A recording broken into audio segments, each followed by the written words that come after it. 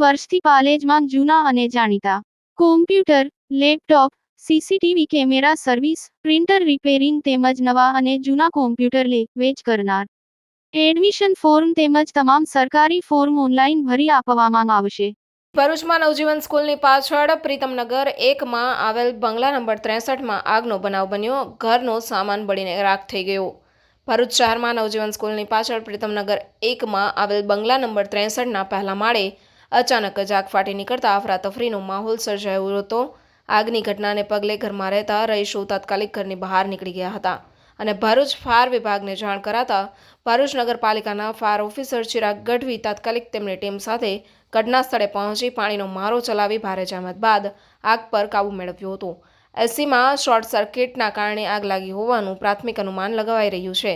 જોકે આગની ઘટનામાં સદનસીબે કોઈ જાનહાની થવા પામી નથી, પરંતુ ઘરનો સામાન બળીને ખાખ થઈ ગયો હતો. નમસ્કાર, ભરૂચ ફાયર બ્રિગેડ.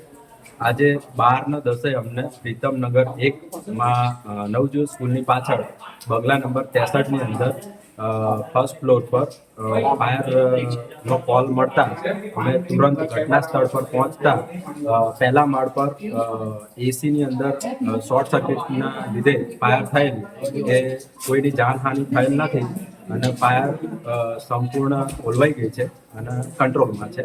જય હિન્દ, જય ભારત. ગુજરાતના અગ્રીમ અખબારોમાં આપની કોઈ પણ પ્રકારની જાહેરાત આપવા માટે સંપર્ક કરો. જાહેરાત વ્યાજબી ભાવે પ્રસિદ્ધ કરી આપવામાં આવશે.